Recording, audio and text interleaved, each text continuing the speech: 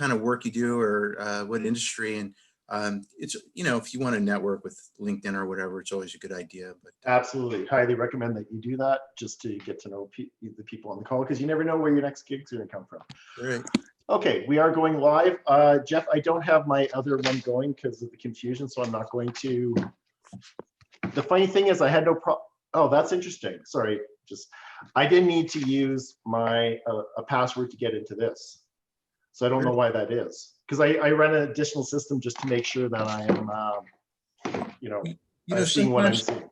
Sometimes it's not just us, brother. There's a lot of things in motion going out there in the world of tech, right? Changes every day. We don't always know. It's not always us. Not always us. That's a good point. Yeah, but was there something you wanted me to? Nope. I'm just going to now start the presentation. Okay. Welcome. This is Widen Your Gaze Friday. I'm so glad that you're here with me today. Our webinar is What They Don't Tell You When They Tell You to Quit Your Job and Make a Six-Figure Income. My name is Luc Bouchard, and I call myself a brevity specialist with video because I have a video production company. And whether or not I am, I wear two hats, and whether or not I'm wearing the hat as a video producer or that as an executive coach, what I do is the same thing, and that is I position people as experts, either through a video or through your elevator pitch or how to position yourself in the market. I basically show people, I help people see them, sorry, let me try that again. I position people as experts so that when you're looking for your client or your job, you will be the most likely candidate for that. So I'm going to be telling you today about my path to making a six-figure income on the internet. And I just want to give you some background. And the main intent of this is that there is a lot of information that is sorely omitted when the gurus tell you to go out and do that. And I'm just going to share some of the stuff I've learned and the things that you need to know. If you're considering going down this path, there's a lot to consider. And I'm not saying don't do it. I'm just saying go in with your eyes wide open. And I wish somebody had given me this information. So we're going to go back to September 12th, September of 2012. And I was out of work. I was having a hard time finding work. I was trained as a certified life skills coach. It's a very specific training. I got that like a long time ago. And I thought, maybe I'll just become a life coach. And I'll do that. I was really reluctant to do that because there is no standards for coaches, people that call themselves coaches, but I thought I could do it. And actually I had seen the life coach in July of the same summer of 2012. And quite literally, and this was someone who was good, she made good money. And it was just like, if she could make $150 an hour, I could make $150 an hour, because her skill set didn't eclipse mine. It actually felt like it was a consultation with a colleague. So I thought, if she can make it, I can make it. So I started down the path and I set up a company, and I did what I thought we should be doing on that. And so I came up with a business card, and this was my first name of my company, Sovereignty Actualized. And that was a dismal failure because I didn't realize that because it was a good idea to me, doesn't mean it's a good idea to everyone else. And I spent more time in the first 3 months describing what the name of my company was and why I call it that than I actually getting clients and talking about the work I do. I even had an office in high-rise downtown. I'm from Edmonton, Alberta, Canada, so it was in First Edmonton Place. I had an office there, and I set up my business, and I was ready to start doing work. And the work didn't come. No one was coming. I didn't know how to find people. I thought, okay, that's kind of curious. So as I'm trying to find work and generating and paying for all these expenses, someone advises me that I need to get a coach because coaches need to have coaches. And that made perfect sense. And they even actually advised me that I should check out Brendan Bouchard. No relation to me at all. Brendan Bouchard is in the guru space. He has stuff, you may know him. He's very popular in the United States. He was really influenced by Tony Robbins. He talks about how he'd listened to Tony Robbins when he was 18, 19, and how he just listened to him all the time and he wanted to be like him. And so I watched a video with Brendan Bouchard and I got sold on basically Experts Academy. And I bought a program from him, and the program was on how to position, package, and promote. And it can be for coaches, speakers, seminar leaders, online marketers, or authors, sorry, and coaches. So we got the box set, the information came in, and I was good to go. So I started learning this. But what also came with it was a ticket to Experts Academy, which is in California. And if you bought the program, if you bought this, you got to go complimentary, and I think even then you got to bring somebody else. So I was going to California because I bought this and whatnot, and I started the information. So in May 2013, I'm at Experts Academy, and this is Brendan Bouchard, and this is exactly what he looks like. He is like the Energizer Bunny. Imagine, if you will, 900 type A personalities in a room jumping around to the music. And one of his guest speakers was Jeff Walker. And I bought a program from Jeff Walker, Project Launch Formula, because I thought that was going to be all the problems. And this is the promise that he made. Build a business you love and live the life of your dreams. Because that's what the promise is online. That's what they tell people is going to happen, is you do this and you can make a six-figure income. So it was like, I was in. I was fully prepared to do it. And I also, at that point, once I bought Jeff Walker's program, Project Launch Formula, and I'm sorry for the pixelation, that's the biggest picture I could get to enlarge on that. I was then sold again on another program, and I booked to go back in for the world's greatest speaker training.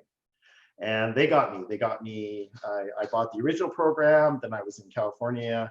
I bought Jeff Walker's program, and then they booked me again to come back and do another one. So I was all in, and I was 100%. And so I come back so I'm in my first webinar with Brendan Bouchard.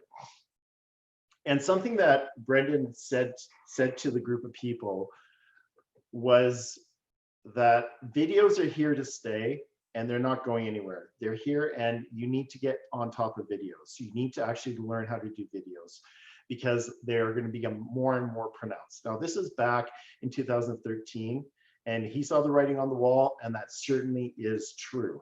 As a matter of fact, 2 years ago, Cisco Systems predicted that by the year we're in now, 2020, 85% of the content on the internet will be consumed will be video. So this had an impact on me. I fully bought into it. And so what I did was, besides buying all these programs to basically teach me how to sell myself and do all these things from these gurus, I came back and I started a 72-day challenge. And the 72-day challenge was to upload content to the internet, to YouTube, every day for 10 weeks.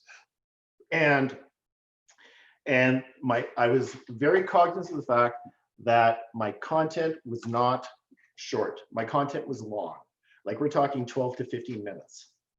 And it certainly is not as if I built up the following where people are going to put up with that content that long. But I wanted to have the content. And my intention was very clear. I wanted to develop all the muscle memory I needed so that when I had to shoot videos, when I had to go and shoot on camera, I was there in the moment. I wasn't worrying about the sound. I wasn't worried about the lighting. I wasn't worried about the setup. I wanted to be very good at shooting content.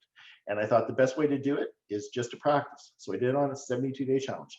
And back then, my expertise was coaching men on how to be more emotionally available. And that was my interest, is working with men. So I started shooting content, and on day 30, something interesting happened. I actually shot my content, turned off the camera, and then became aware of the fact that I wasn't at all anxious or worried to be on camera.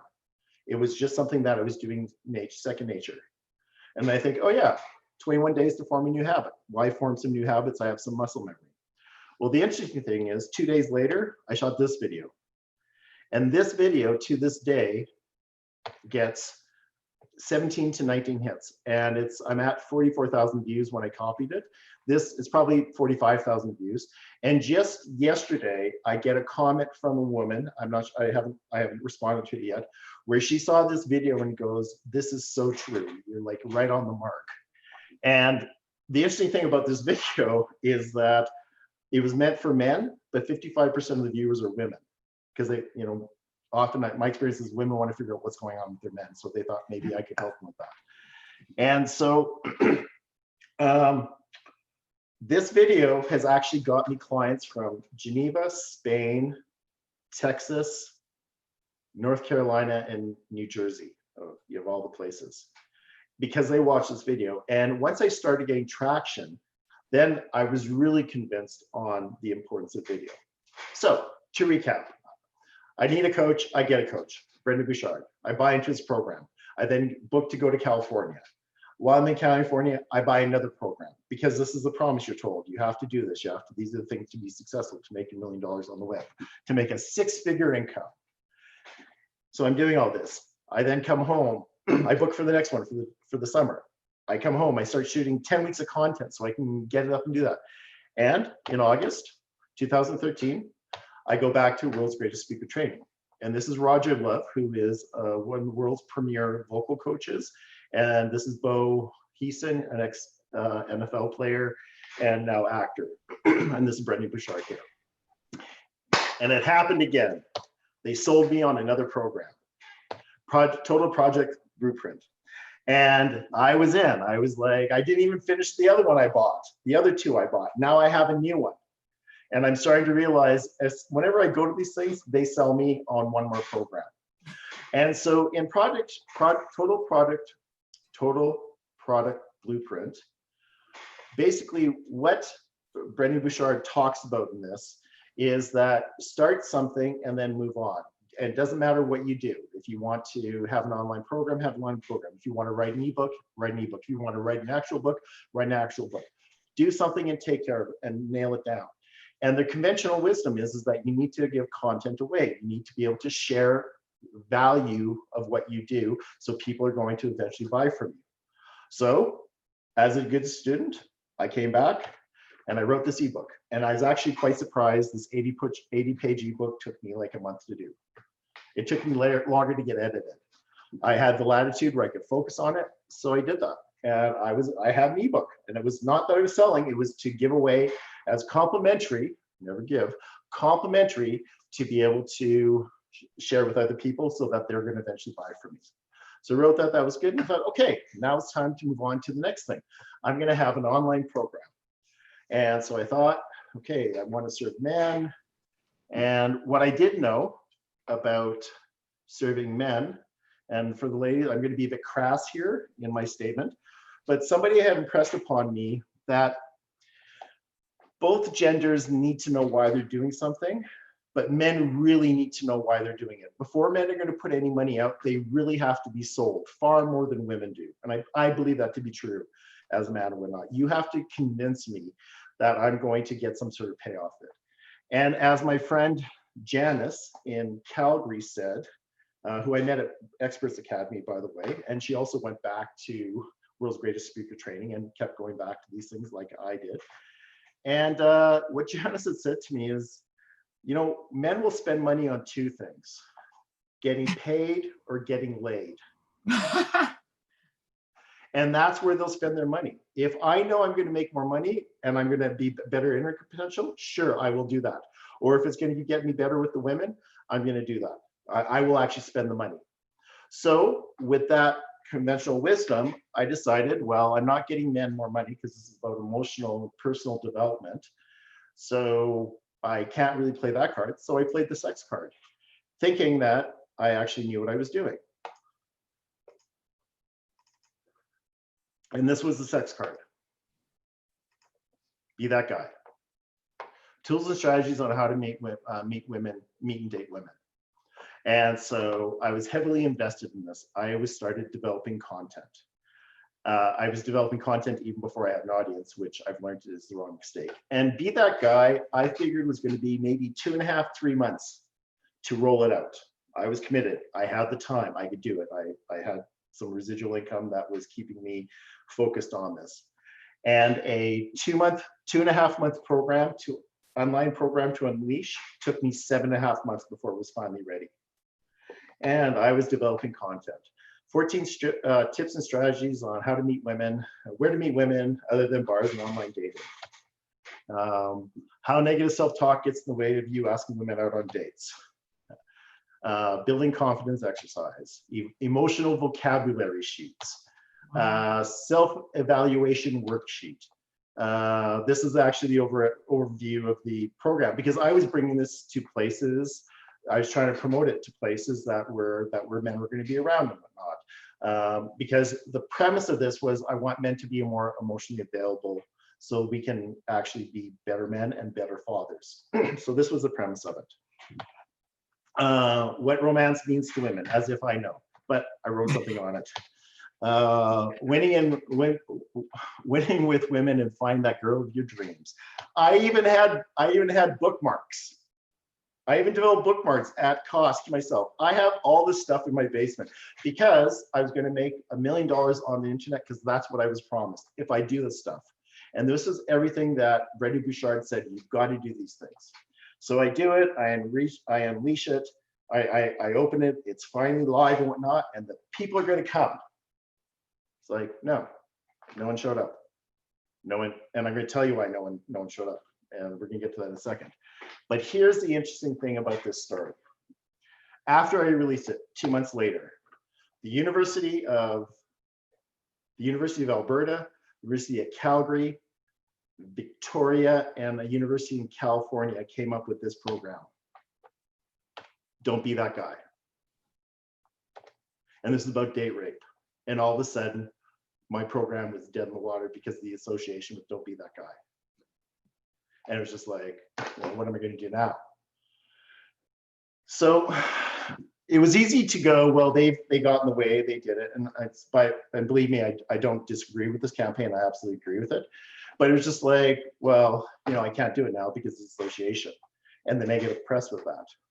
But as time went on, I discovered and came to understand the real reasons why Be That Guy why it failed.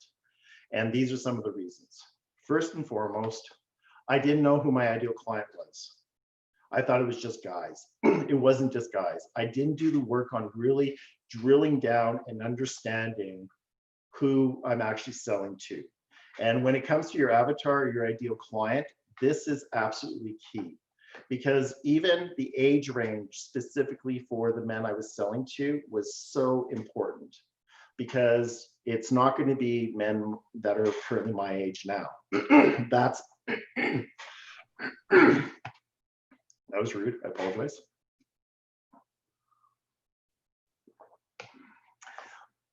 I hadn't really truly identified who I'm going after and who it has. I thought my avatar was, frankly, I'm gonna stop showing here. I thought my avatar was a character from Big Bang Theory. Are you guys familiar with Big Bang Theory and Raj? Yeah. I thought he was my ideal character. Really smart, well-educated, earning potential, and can afford me. Well, as another coach pointed out a couple years later, is saying, Raj doesn't want to be that guy. He just wants to be able to be comfortable around women where he's not choking. He just wants to be a shaker and a mover. And the image I was using was that of shakers and movers, and ones that want to pick up artists and that kind of stuff. And actually, that's not who I wanted to sell to. But I was under the mistaken belief that that's what they would do, and that I knew their motivation. I didn't. And that was the first thing. Oh, we have some more people joining. Hey, FM, sorry for the code. I'm glad to see that you can make it. We're just in the content here, so we're going to continue. I was talking about, I didn't know, what else did I know about my avatar? I didn't know what their true motivation was. I didn't know what they were really looking for, and I made a lot of assumptions. And this was my first indicator of that because I think I know who I'm selling to, doesn't necessarily mean I do know. And as someone who positions people as experts, one of the things that I do on a regular basis is get my clients crystal clear on who they're selling to. What does that look like, especially in the business to consumer space? When I work on avatars with my clients today, and this was everything I've learned since I did this in 2013, when I work on my avatar, I have something like 48 points that we touch on, that we figure out, that we look on for your client. And it's 5 levels, like 5 layers that goes deeper and deeper and deeper and deeper. And most people have not really dug down into really what their avatar is. They make the mistake, especially in the business to consumer world. They don't know they do this, and certainly I did this, but they assume that their pain points are their ideal clients, their avatar's pain points. They assume that how they see the world, their avatar sees the world. And it's not true. It doesn't work that way. That's part of the puzzle, but that's not really how we sell programs to people. We have to really understand their drivers, principles, and values. And if you don't know their drivers, principles, and values, how can you be relevant to them? How can you sell to them? I didn't know any of this. So the first thing, and it's not the online guru's place to tell you who your ideal client is. There's a lot of them out there that are going to help you, say they're going to help you figure it out, but that's not their job to basically, it would be good if they really were able to help identify that for me, but that was work I had to do on my own. And it was something that I need to do my homework on.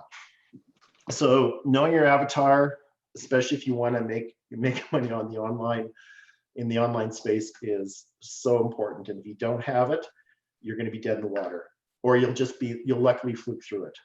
There has to be some real rhyme or reason as to who you're selling to.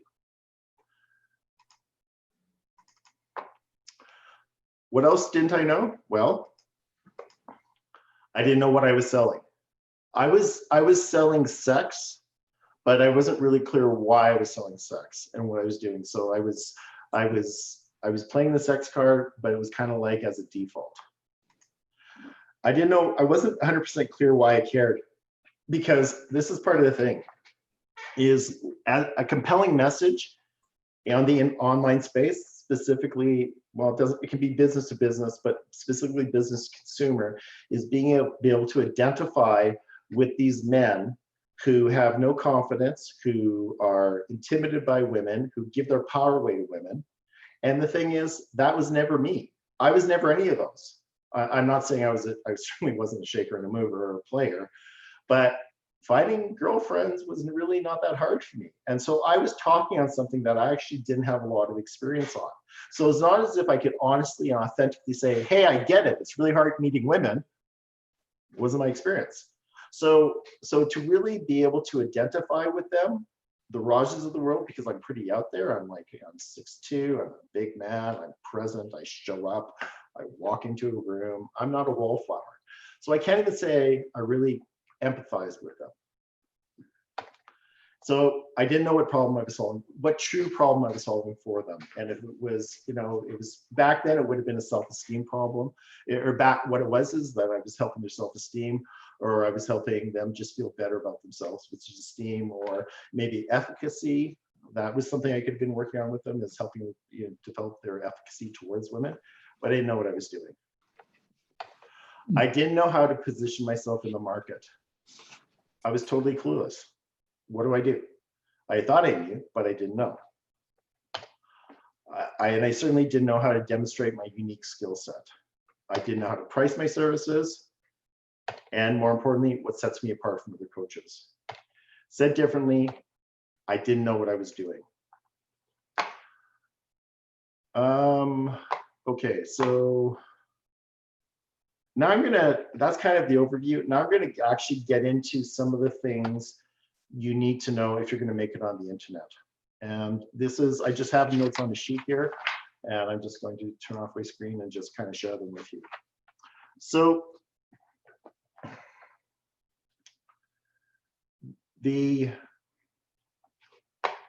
one second here, I just need to check something here.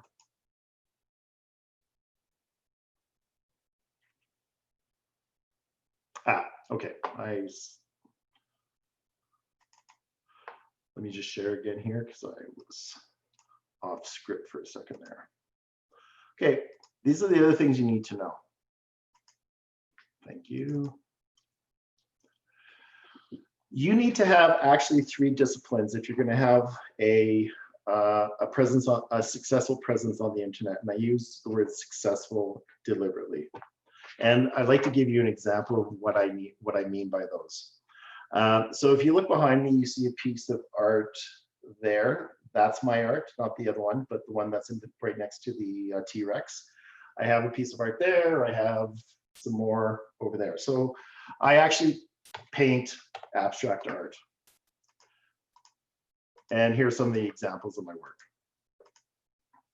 Well, when I decided that I actually wanted to be an online so I want to sell my art, what I didn't know is that I actually have to have 3 sets of skills to sell my art effectively. The first set of skill I need to have is I need to be a good enough artist. Even though it's abstract, there's still rules you have to follow. So I had to paint something that people would want to buy. And I thought, oh, it's great. I make art, people are going to buy it. No.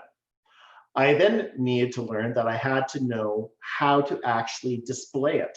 And there's a whole psychology on how you display art.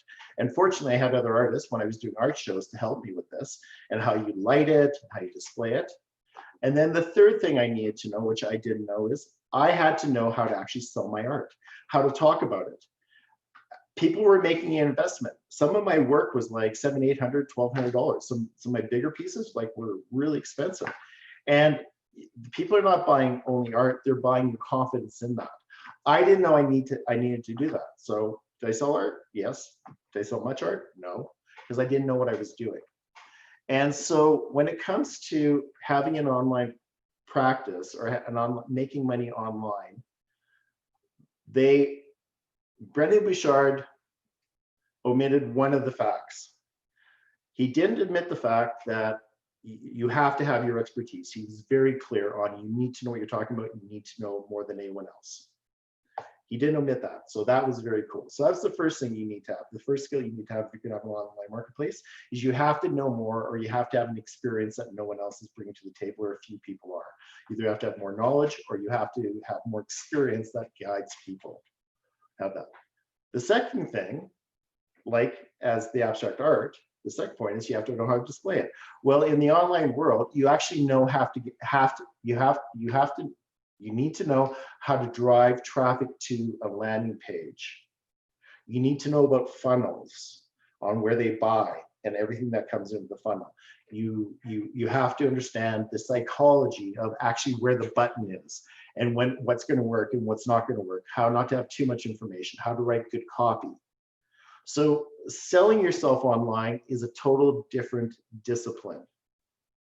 And the thing that I've never heard anyone not omit, and this is the thing, this is the piss off, is it's a machine you have to feed on an ongoing basis.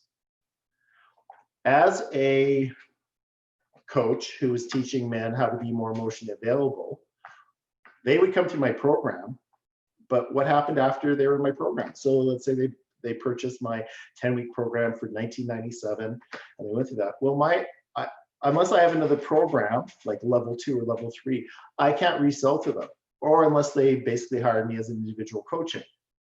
So the point here is that unless you have a repeat clientele coming back on a regular basis, you're always having to go out and kill your gazelle for the week. You're always having to go out and find, and that's what they omit. They don't say that it is a full-time job that you need to constantly fill, because once you find the clients, you have to go and continuously find the clients to come back in. So now what are we talking about? We're talking about social media. We're talking about speaking involvements on other people's platforms where they take 50% of whatever you ask for. We're talking about how to actually have a good internet presence. All this stuff. And it's the last part that I find that no one really talks about. And saying, you know what you're in for? Do you know what you've signed up for by having an online program? Because your content is one thing, getting people to buy it is another thing, and then constantly moving it. It's a machine you have to feed. And that's the thing, that's the one big takeaway, is that if you're considering going online and doing this online, you have to know that there is a lot more than just saying, I have a program or I can offer these services. And I don't think they want you to know how much work it is, because they wouldn't sign up. People won't sign up. So here's some other things I think you need to know about going on if you're going to have an online program. And these are the ones that are written on the page. Jeff, we're on my screen. Like we're not seeing my. I want to know if you can see me. Can see you, and we have a big blue, basically rectangle with the copy. Okay, here. So just let me actually. I need to stop sharing as soon as I find it.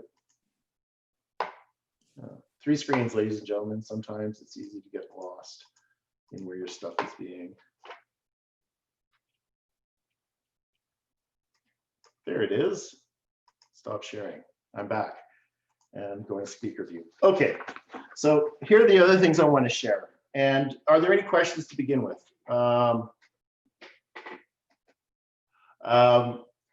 Is there any questions that people have to ask? Because I've given a lot of information. We talked about my experience.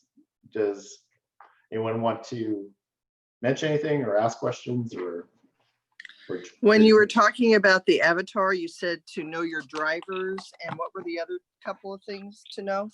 Values and their values, drivers, and principles. Okay.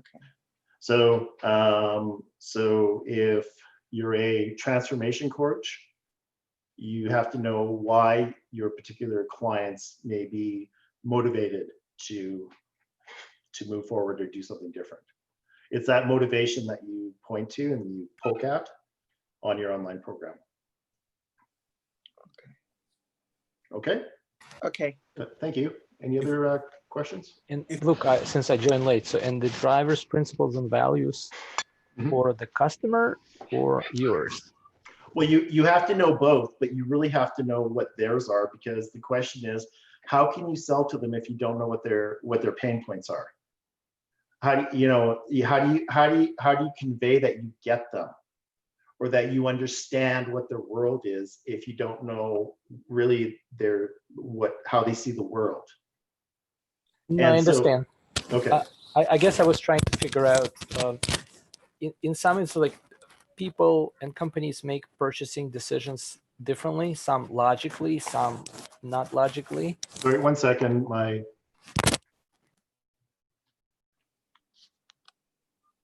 okay, my headset turns off. It's something new that's going on. So last thing I heard was people make decisions, and then it cut out. People and companies make decisions differently. So I understand the point about the pain points. I was trying to figure out whether you were describing what specifically the seller needs to know about the customer, and what potentially the customer may need to know about the seller in order to make decisions like beyond the value of a product that it's provided, right? These are exactly the questions you need to be asking. These are really good questions to start with.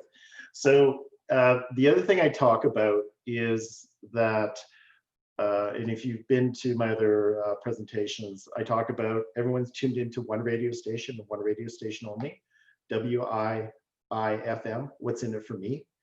And there's an adage I believe to be true in the industry, and that is people are not going to care about you till they know that you care about them. So how you're able to actually demonstrate that not only you get them, but that you just don't want money from them is really the important thing.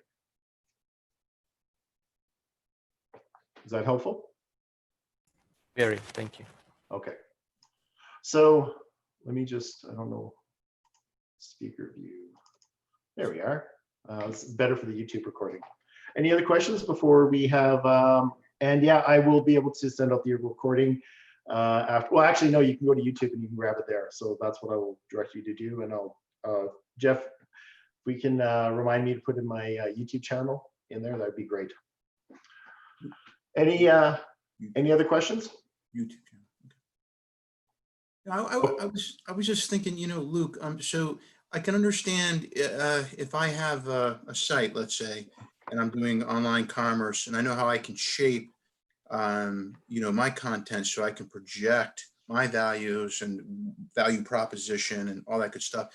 But in terms of selling to your audience, in addition to like cultural issues that vary, right, among different cultural groups.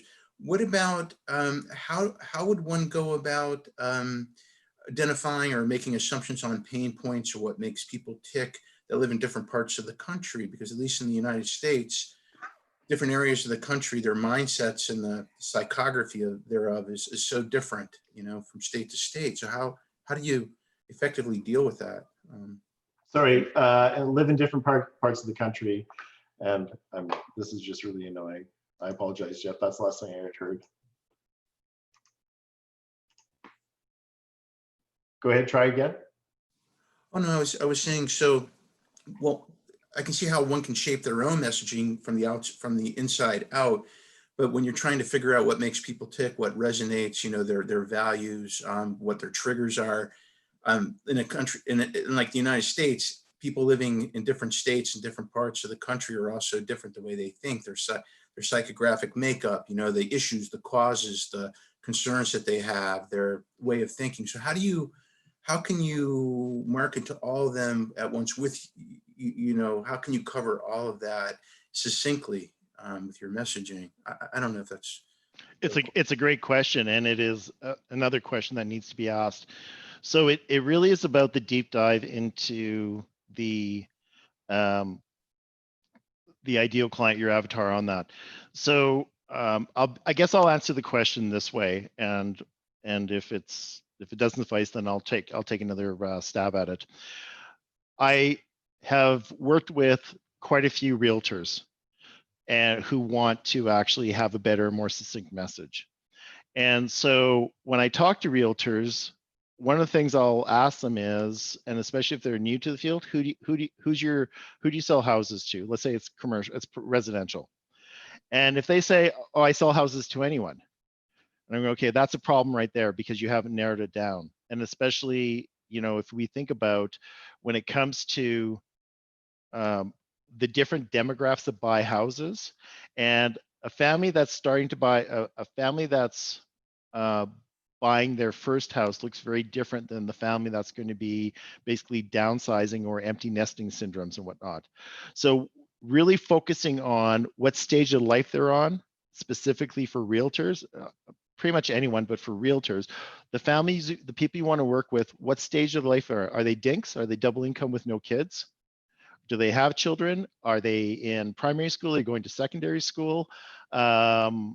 With realtors, the other thing that is really important to recognize is that women make 60% of the decision on the house. I've actually had realtors verify this time and time again, that it's really 60%. So your messaging should be 60% towards the women, 40% towards the men. And whether or not that women or that family is going to be where they're even at with their kids is going to make a difference on that. So if their kids are just going to school, well, then now we have considerations of schools. If they're going to high school, are they moving? Relocation, that kind of stuff. So it's a process of constantly weeding down. And I think the best way I can really answer this is if you guys attend my defining your avatar workshop, where I actually look at this in great detail. And so it's really about clarity. I'm not sure if that helped, or let me just get into some other stuff and then we can answer some more questions if that's okay, unless there's stuff that people have. Okay, I'm not hearing anything, so I'm gonna carry on.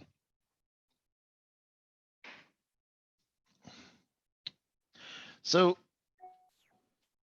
3 years ago, 2 years ago, 3 years ago, I bought a brand new DSLR. I bought a brand new camera because what I was using wasn't good enough anymore. And it was like a Canon Rebel. It was like $1,100. It was not cheap.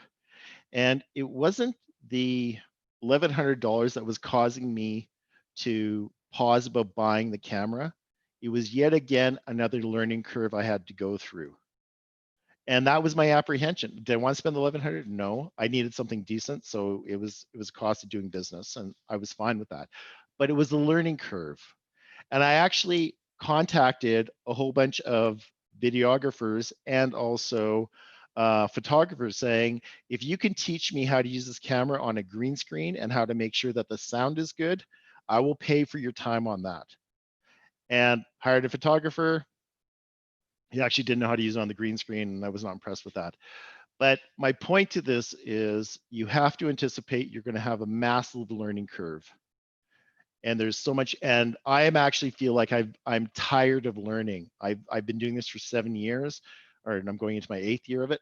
I've been doing it, and you have to know, if you don't enjoy learning, if you don't enjoy actually being able to overcome things and transcend things, it's going to be even a tougher go. So you're a huge learning curve ahead of you. And the other thing I say about being an entrepreneur or trying to own space in the internet world is that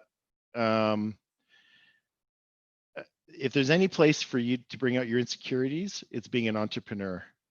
If there's anything that's going to bring out the worst of yourself and your fears and your worries, it's being an entrepreneur, because you're on your own. And the other thing with it is that it's the biggest thing that entrepreneurs and people that want to go into the inline space have a problem with is, ooh, shiny, they're over here. Squirrel, and they move over here. And there's a propensity for people to get things 85% done, and then they move on to the next thing, or maybe even not that much. They start something and they move it on. And so this is also something about the fact you're working by yourself, and there's no one really holding you accountable. There's no one really there, basically, unless you're working with a partner. But most entrepreneurs and people that I have that want to go onto the online space are doing it on their own. And it can be a very social, a very isolating, very lonely time that brings out your fears and your demons and your worries.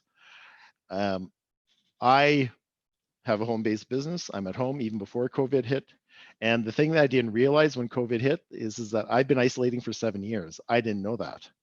And people, one of the things that people talk about when they're going into the online space is how difficult it is not to have any coworkers.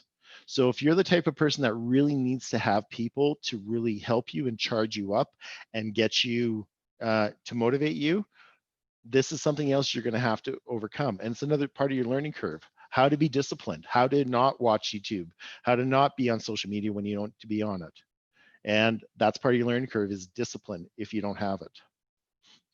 Okay, what else do I want to tell you? Talked about that. So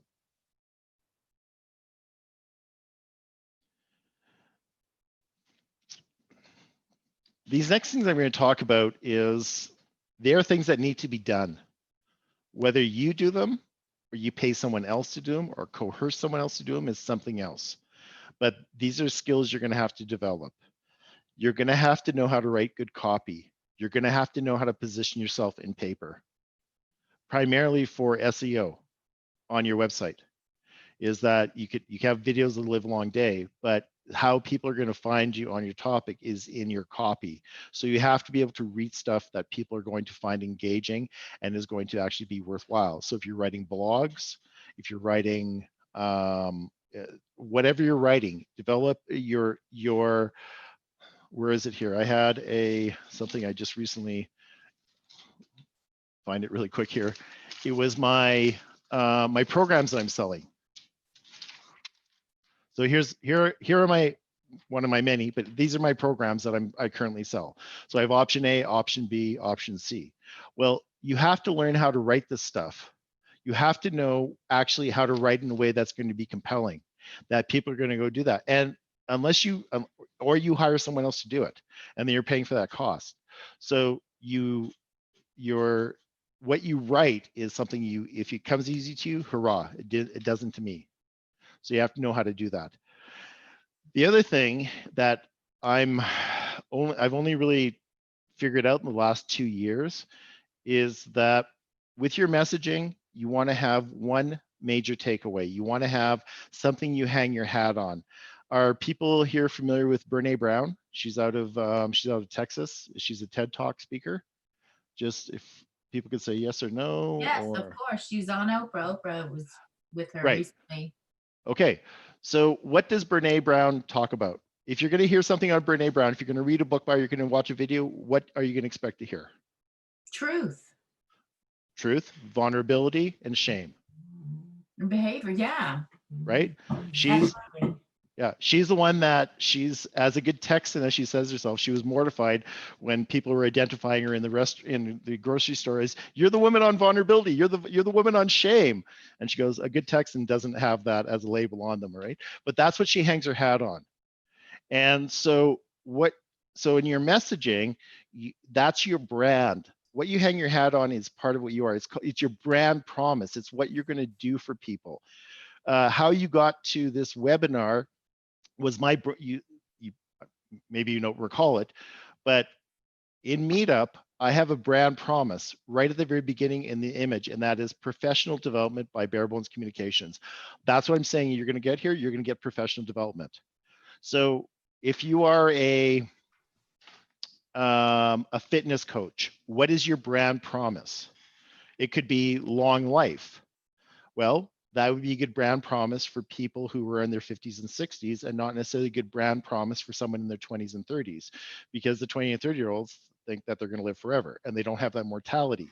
So, so for a 20 and 30-year-old, a brand promise might be about getting the partner of your dreams by being fit. This is where avatar is so important. This is where it really plays into that. So what do you hang your hat on? What do you want to be known for? My focus is on clarity. What I sell is clarity and distinction. I set people apart. If you deal with me, that's what you're going to get. And people, in my experience, do not have the clarity on what they sell, what their brand promises, where you take people to. There's a great way of looking at how you describe your client's experience, and that is, there's 3 ways you can look at this. The first one is, and this is about your brand promises, where do you take people to? When they've had your experience, when they've gone through your services and they've worked with them, where do you bring them to? And when you know where you bring them to, then you reverse engineer it and you move them towards that. That's one way that you can ask a question about your brand promises. A second way you ask that question is, what do you want people to say about your services after they've gone through your services? What do you want them to say to other people? Positive feedback. Pardon me?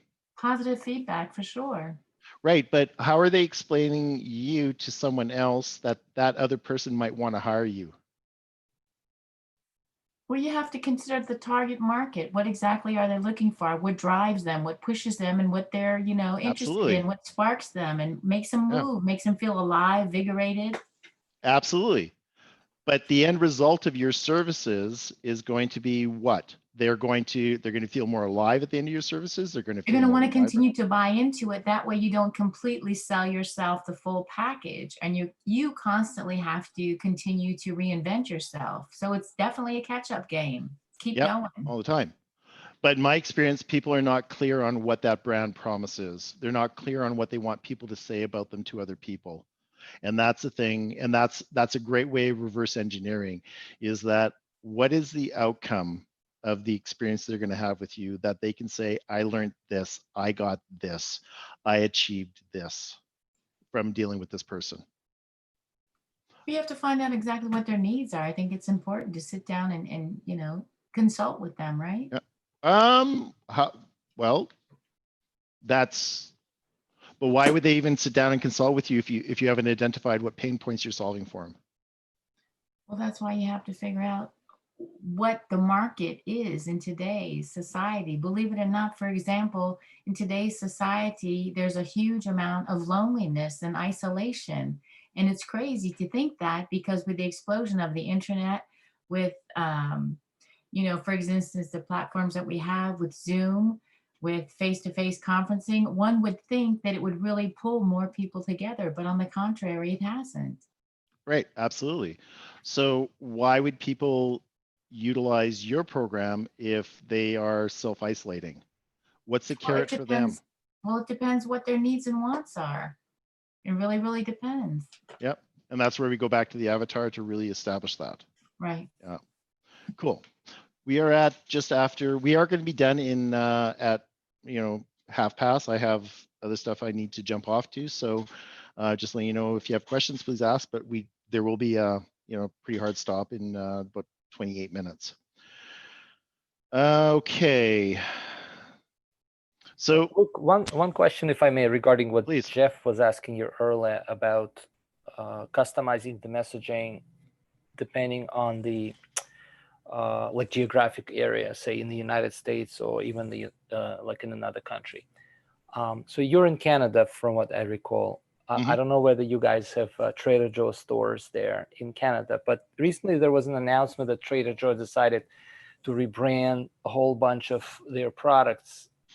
I believe they had like different food products named like Trader Giotto's, from where they were selling, say, pasta or pizza from Italy, and some others. And some people thought that they were racist. So those products existed for 20 years.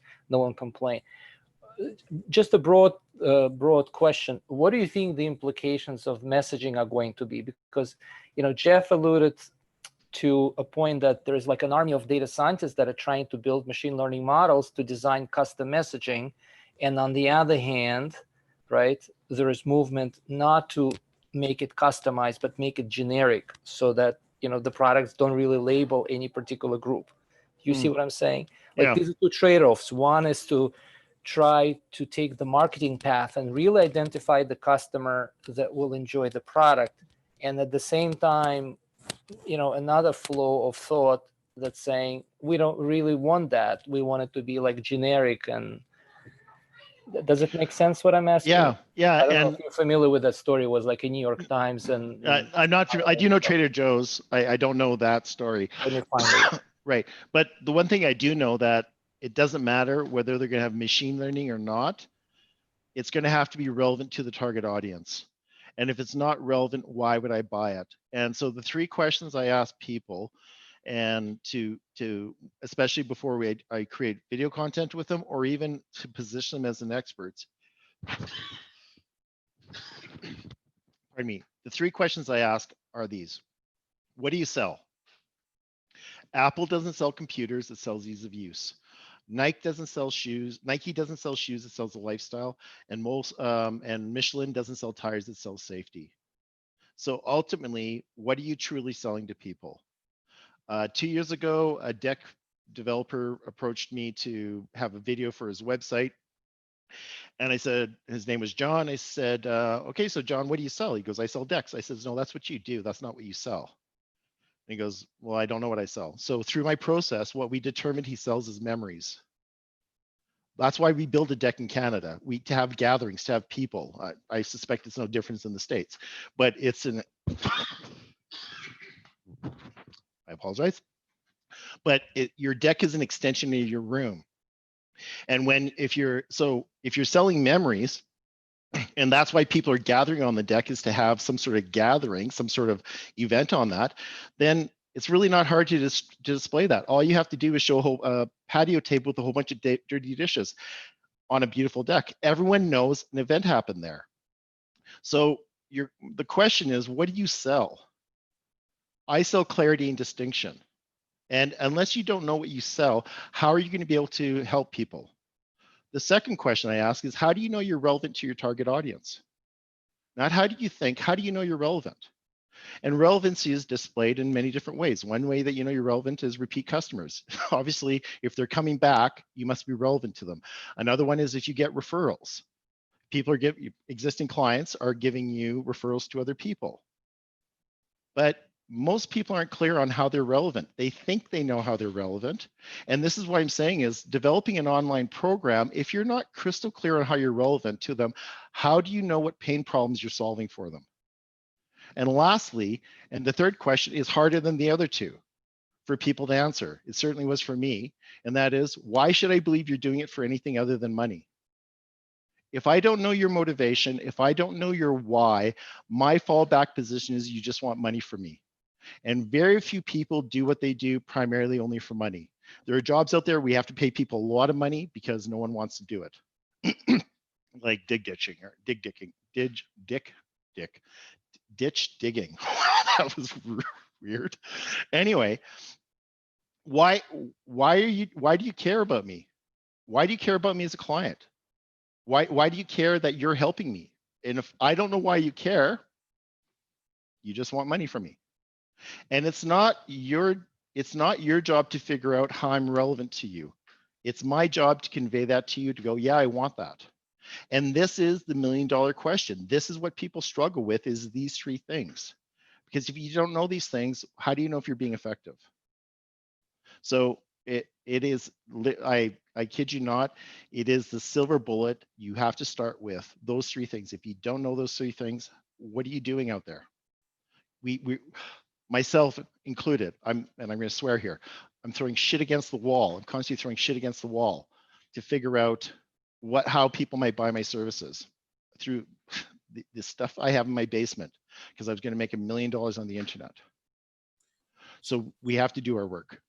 So Luke, do you feel that you have a lot of experience with, do you feel like you can help people with, to Yefim's point that I was kind of alluding to, like a lot of marketers target the lowest common denominator, knowing that this group audience would have this common need or concern, but then also, you want to target messaging for the niches, the niches, whatever it is, Yeah.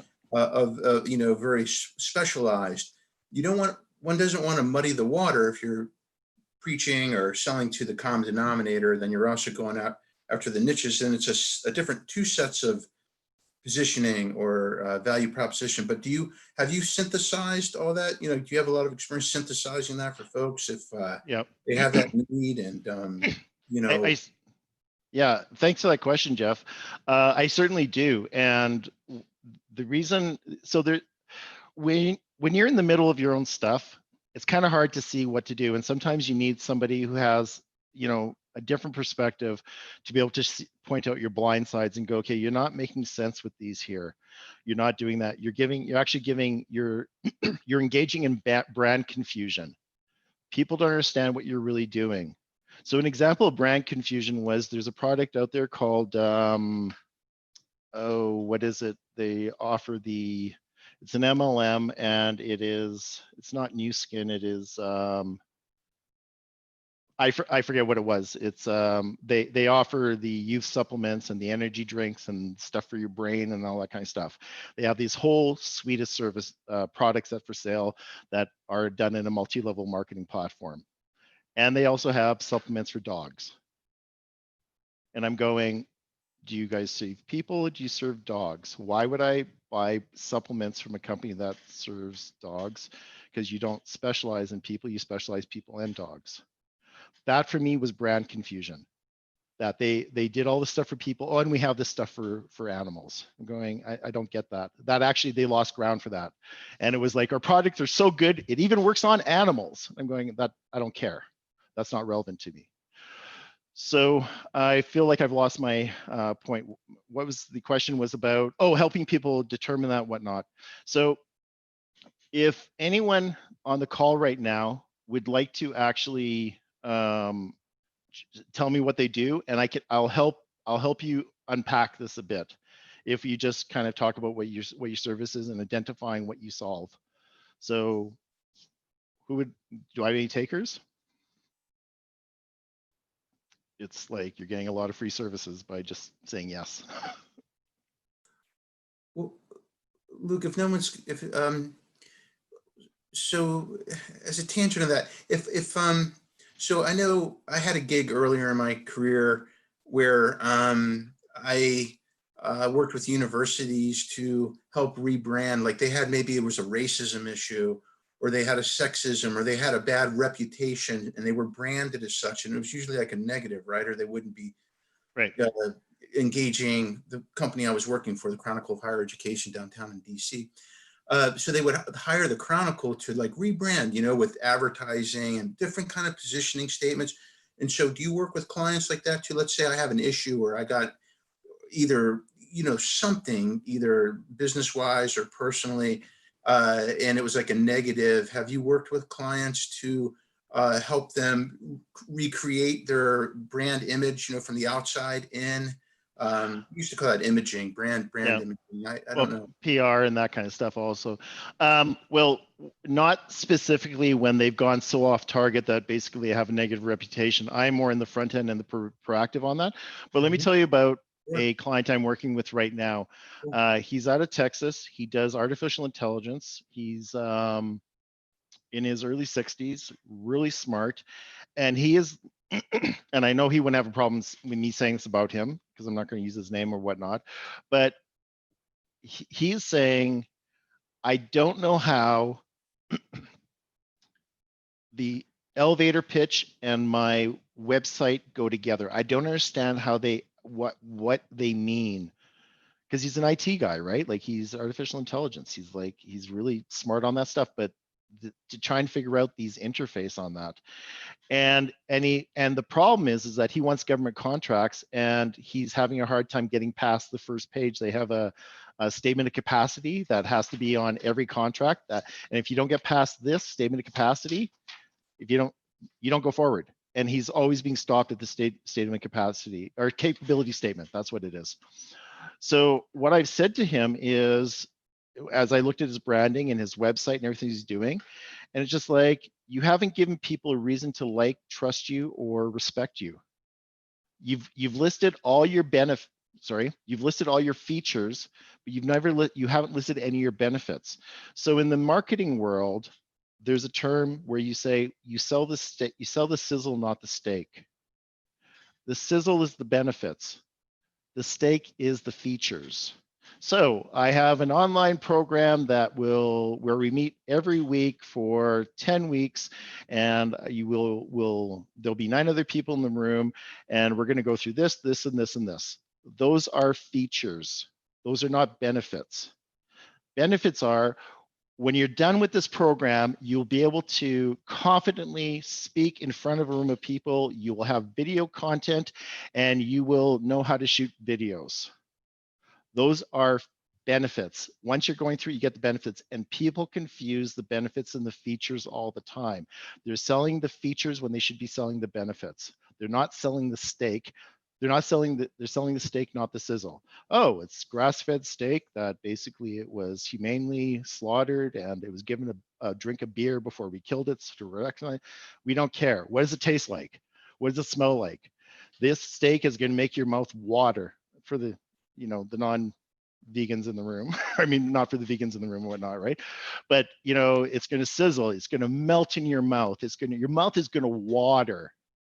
It has nothing to do with where the cow was raised or how it was ethically killed or what they did to make it feel relaxed before they did it. And I know people that actually do this. They give it beer to their cow before they slaughter it, so it's relaxed because they don't want the tension and the meat gets into the meat and whatnot. If you don't know what your benefits are, how can you sell that? Why should I want that if I don't know what the benefits are? And you're not going to be able to sell me on the benefits unless you actually understand how I think. And so it really starts with that. I'm just going to go over a few other things that I'm going to talk about that you need to know, or you either need to develop the expertise or you have to have someone else do it, which means you're paying for them most of the time, unless you have a spouse that likes doing this stuff. Luke, could you give an example of a company that does a good job of explaining what the benefits of their products are and not the features? I'd be curious. Apple. Um, Apple computers. Because if you, Nike, Apple, Michelin tires used to do it really well. There was a time when Michelin had a baby sitting in a tire, and they're saying there's so much resting on your tires, and what they're saying is they're protecting your baby. As a parent, that's a pretty good feature. If you look at Nike's advertisement, they're selling a lifestyle. They're selling a philosophy of belief. It has nothing to do with shoes or clothing or anything else. And how do they know they're relevant to people? Is that 65% of the people that buy their merchandise aren't athletes. They don't work out. Yeah.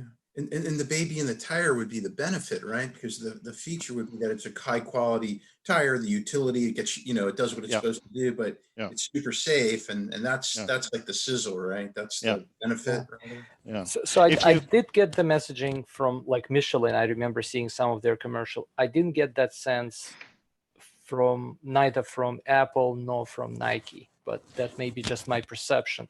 Michelin, I'm with you on that, on the same page for sure. Right. As well as like Volvo, like I would perceive it. Volvo as well as Subaru, I would perceive them as safe cars, so to speak. right, right. Well, if you look at, so the next time you take a look at either Nike or Apple's computers, they're not actually talking about the features of it. They're talking about what you can create. They're talking about ease of use. They're talking about the fact that your creativity is going to come out. They very seldom talk about the features in their iPads. They're not talking about, they're talking about what you can do with it. Nike, if you look at Nike, their branding is really about how you're going to be the best person. You just do it. It's not just go walk, just go run, go play basketball. Just do it. It's a lifestyle. Embrace it. And so it's what are they truly selling? And Coca-Cola. The world doesn't need another sugared water, but they have the market because they've somehow have helped people identify with them on that. They've made themselves relevant to people over time. And these are brands that we know about. But if you just think about the brands that you love and that you appreciate and that you're all over, well, there's something about they either have solved a problem or they've given you something that you want to aspire to. People go to Starbucks because of the experience. They're not going to pay. Sorry, I just was wondering why I was getting a phone call and who was calling me. You're getting an experience at Starbucks. You can go to McDonald's and spend 1/10 the price, well, not 1/10, $1 on a cup of coffee or wherever you're going on that. The value proposition for Starbucks is the experience, the boutique. It's not the coffee, it's not the food, it's not the location, it's not the environment. It's all those things, but it's not just one thing. They're giving you everything else. So I just want to make sure we have about 10 more minutes, and there's a few other things I want to talk about here. Could I ask a question, Luke, real quick? Yeah. I know you have a client or somebody you said you were working with shortly, so I know you want to jump, but I'm curious, like, what is it that like attracted you to this particular workshop? Like in what you do, is it marketing yourself, or do you have like an online business, or what are you hoping this will kind of empower or kind of inform or something? Like what are your goals for something, this type of workshop? Because, Sure. Well, I know that when Luke talks about A, he always often branches out into other interesting and useful areas like B and C. And so in some cases, that's what I'm after. Given his experience, he knows how to make the right connections. But yes, I was hoping to learn some nuggets of knowledge that could be applied either for online sales, and being a former entrepreneur and having 2 small businesses in the past, I know that any good and useful knowledge is good. And since we talked about the federal market, I was also looking into that area as well, such as how to get, for example, NSF grants, taking one of the examples, getting one of the NSF grants and working on a project and use NSF grant, for example, as an additional source of sponsorship of the effort that may need to be done anyway, right? So it's all about selling, right? And, I've done some technical work selling to clients. In my experience, anything you can learn from people who know a lot more than you do is helpful, goes a long way. Yeah. Just like Luke was saying 15 minutes ago, you should not be afraid to learn. If you don't want to learn, you're not going to get anywhere. Yeah. There is a podcaster. He's based out of Toronto, Canada, and his podcast, it's Tara O'Reilly, and it's called Under the Influence. And he is absolutely brilliant. If you want to learn how to market yourself, they're 30 minutes long, and they are Brilliant. He's the one that actually got the question of what do you sell? That's where I learned that question from him. And it consistently stops people in their tracks when I ask that question. And I do it for a reason. It's to create anxiety so people know they need my services, because I'm actually pointing out that something they know they should know. So in the last, I have just a few things I just want to touch on just to make a few points here, and then we'll wrap this up. So so you're going to have to learn how to develop content for adult learners, and it's really about people learn in very different ways, and you're going to need to know the different way that people learn, and specifically in the adult concept on that. You're going to have to learn how to make freebies and give content away, because everyone gives stuff away. You're going to learn, if you don't know how to leverage social media, you're going to have to learn that. It's something that is very it's necessary for your market today. And where does your ideal client live? Because if they're on Facebook, that's what social media you market, your leverage, or if they're on Instagram or LinkedIn, that's where you go. And how do you use that platform to effectively get your message out in front of people? You have to learn how to sell to multiple environments. So that means you're going to have to learn how to online, maybe in person if you're presenting. There's many different ways. And you're going to have to know how to use Photoshop or something like that, because the crazy part of trying to do imagery is that there's different formats. The format for something like on Meetup, for my imagery on Meetup, is very different, as you can imagine, from LinkedIn or from anything on that.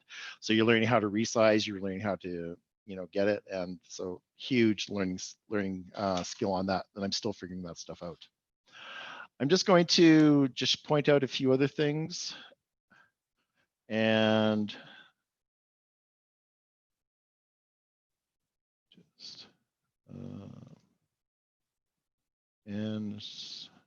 are you seeing my screen? Let's make sure. Jeff, we're on my right screen? Yeah? Okay. Yeah, thank you. Okay, so I just want to talk briefly. Some of you may know these already, but other webinars I offer, just for you to know. And I'm not doing this. I'm probably not going to do this one for 3 weeks, because I'm only doing 2, 3 next week. And then the week after that, I'm off for holidays. So they'll probably be doing this when I come back in the second week in August. But it's really about everything you talked about, defining your avatar. And either that's going to be business to business or business to consumer. If you're in the space where you're learning how to market yourself, how to have a kick-ass elevator pitch is really important. And in part 1, I talk about the value proposition. How do you really demonstrate what you bring to the table so that people are going to want to take that conversation to the next level? In part 2, it's really about how to make meaningful connections so that you're able to actually build those relationships so that you can, again, get their contact information and continue your sales process. It's considered to be touch points of 6 to 8 to 10 touch points to make a sale on that. So basically the elevator pitch is the beginning of that sales process. In my executive coaching space, when I'm helping people actually find work, I have dealing with difficult interview questions. So it's just like those questions that people hate. And I talk about my experiences being a hiring leader and how I've interviewed more people I could possibly remember, and how to work on, how to actually navigate those difficult questions. I have one on ageism. I'm actually thinking of rebranding or relabeling this to dealing with the isms, ageism, sexism, racism, and because how you navigate the potential minefield is all the same. And so if that's something that might be interesting to you, please check that out. I have another webinar I haven't put on yet, but it's communication fundamentals. What makes good communication? Where does it go off the rails? Why is it problematic? How to stop it from doing that? And I'll be doing that sometime in the future.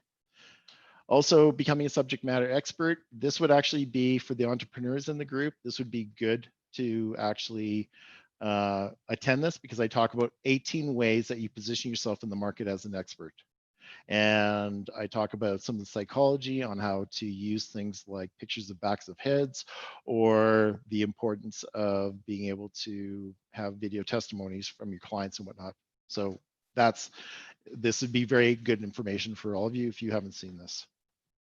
What I did yesterday is on video interviews and getting out of your own way and how to represent yourself well. So if you have to do a video interview, you're not shooting yourself in the foot. And then of course on Fridays I have Widen Your Gaze, and here are some of the subjects, some of the people that have come on and spoke on my platform. And next week's Widen Your Gaze is Lynn is coming on. She's talking about, I forget the term of it, but where you put your resume through you submit your resume online and they do some sort of analytics on it. She's talking about how to beat that Applicant system. tracking system. What's that? Applicant tracking system? Yeah, that's it. Thank you very much. The applicant tracking system. She's going to talk about how to hack that, or deal with it and whatnot. So some of the topics I've had is dealing with imposter syndrome, LinkedIn, have a good LinkedIn presence. I had my video producer come on, my videographer come on, and actually talked about how, things you need to know about shooting video content. Some leadership, went on podcasts, went on texting. So I've done a lot, and I'm constantly looking for people to speak on the platform. So if you're interested and you have some expertise that might work, let me know. The thing I also have is a elevator pitch diagnostic. Here's the actual hard copy of it. And just consider this to be 90 minutes with me, where you get to ask me your questions. It could be about how to position yourself in the market. Anything that I can do to help, I will. And I generally sell this for $197, but I have a COVID-19 pricing where I'm releasing it for 75% off at $19. So if you want to partake in that, and Jeff has put my contact information in there, send me an email and we'll get it going, and you'll have to send me $49 US through PayPal. And my other things is I have 2 asks. If you know anyone that has a platform that my content might be beneficial, I ask for an introduction, a warm introduction as an email or through LinkedIn. That'd be great. I just secured 3 new speaking engagements this week for a woman out of Philadelphia who has like 4,500 people on her platform. So if you could do that, it'd be great. And if you get me a speaking engagement, you'll get this complimentary as a thank you. I will basically lay this on you if you can get me a speaking engagement. And last thing is LinkedIn. Connect with you on LinkedIn, connect with Jeff on LinkedIn, connect with each other on LinkedIn, and say hi and build your community. And you never know when that next job might be coming from, or who people help you out on that. So thank you for the time, and I will stay on for 10. I said I have a hard stop, but I really haven't answered that many questions. So I do have like 5 minutes I can talk if people have questions. If not, we will bring it to an end. Any questions?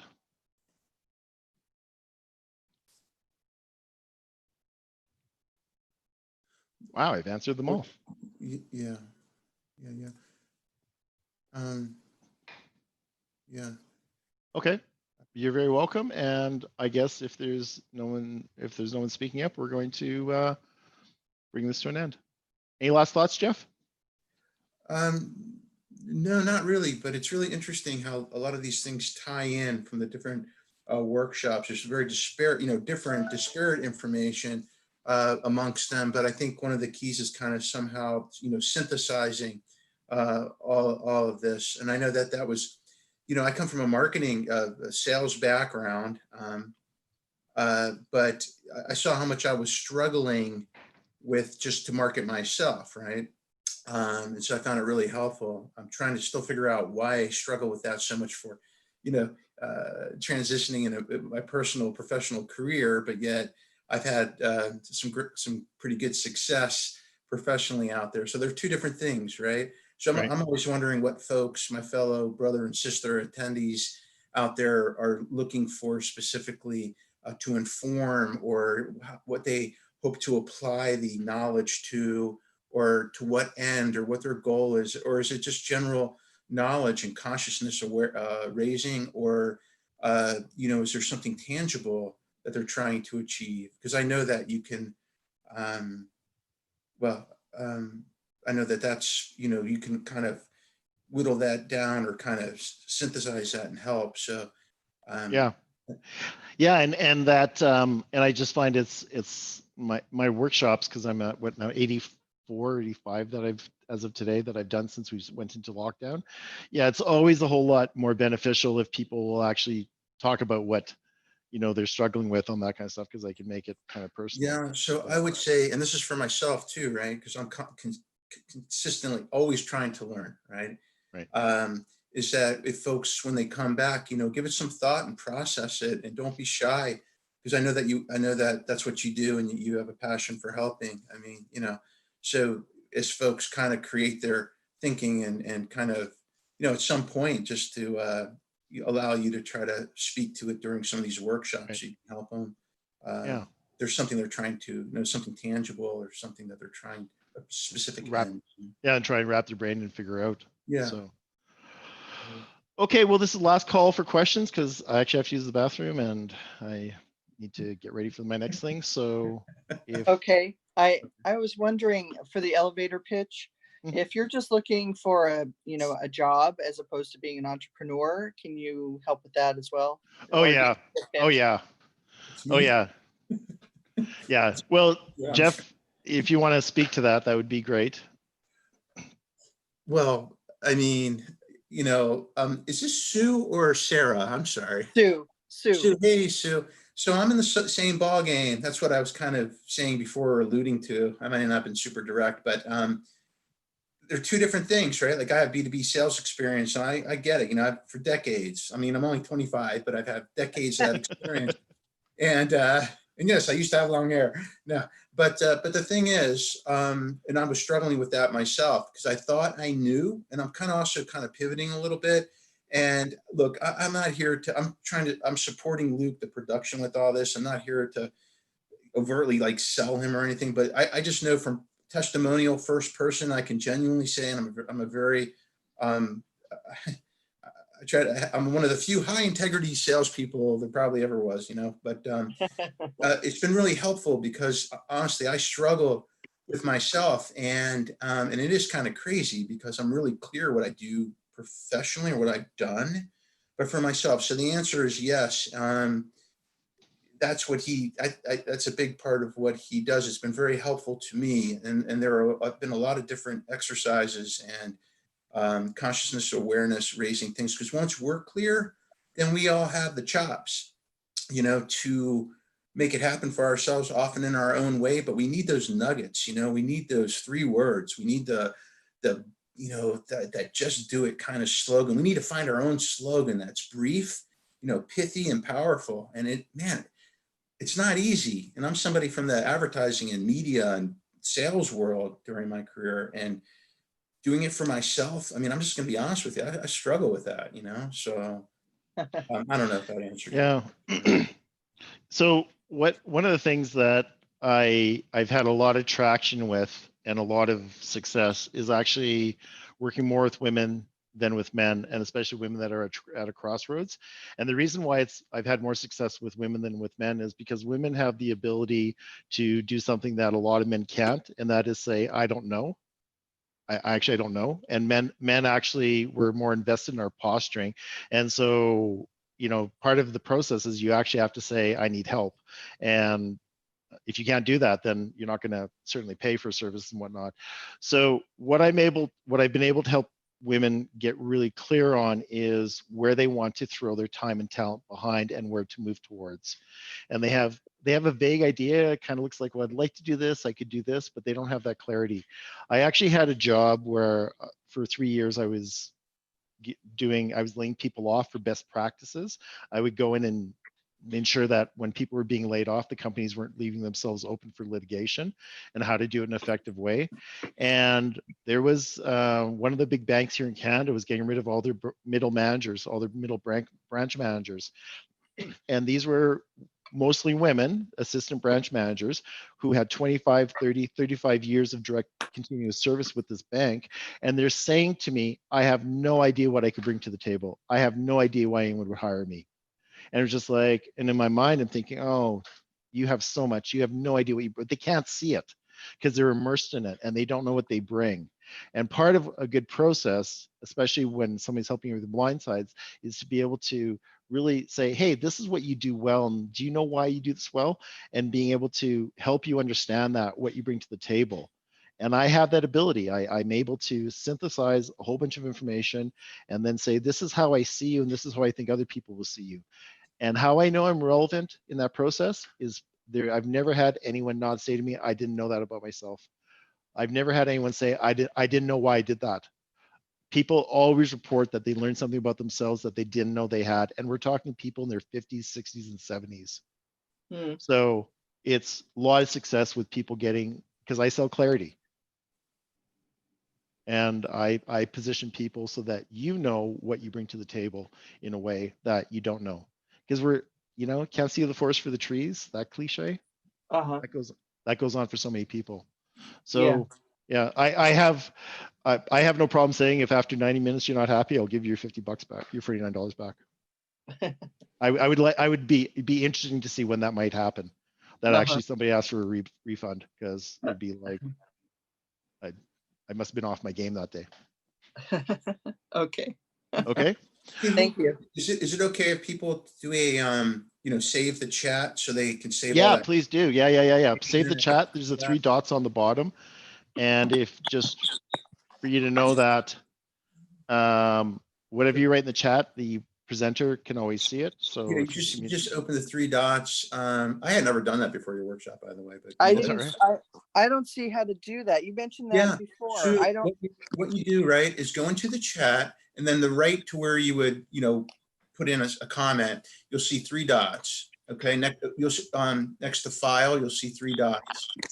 And wait a second. And at the very top it says save chat. And if you save it, it's gonna download in your computer. And I don't know if you can strategic target exactly where it downloads, but then you just go to your folder thing and open it. It'll be self-evident, you'll be able to find it, but that way you'll be able to save all that information. my problem is that when I go into the chat, there are no 3 dots. The 3 dots are before I go into the chat to get into the chat. What do you, So are you on a phone or on a Phone. tablet? You're on a phone? That might be the issue there is the issue, yeah. you might not, I know that on the phone you can't download documents that I give, and I've danced around this many times where people say, but I'm on a phone, going, oh, that's why not. So I don't know what features you can have on a phone versus not. What you could Okay. do, if you want it, for instance, today, you have, and there's Luke's email, his LinkedIn, and then there's his YouTube, where you can Yeah. see samples of that kind of messaging. I don't know if it's all corporate or some B2C. No, probably it's mostly B2B. So you know what you do is business just take your phone and take a picture of it, and at least you'll have it if you want to reference it, Yeah. That's great. I've got it all written down. So I've got it. It's just that I was trying to find the dots because I was like, this isn't, but it's the phone. It's got to be the phone. I think so. Yeah, I because think you're right. I think you're spot on. Yeah. Yeah. I'll tell you what, man, I'm learning every day.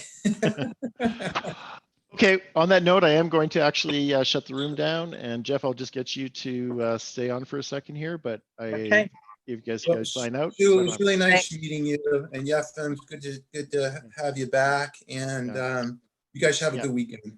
You And too. I Thank you. apologize Bye-bye. for the problem getting into the room. So No you guys problem. take care. Bye. No worries. Okay, bye.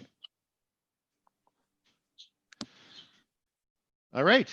All Thanks, right. Jeff. That was Yeah. good. Yeah. Oh, just hold on here. Man, I'll tell you what, Luke, I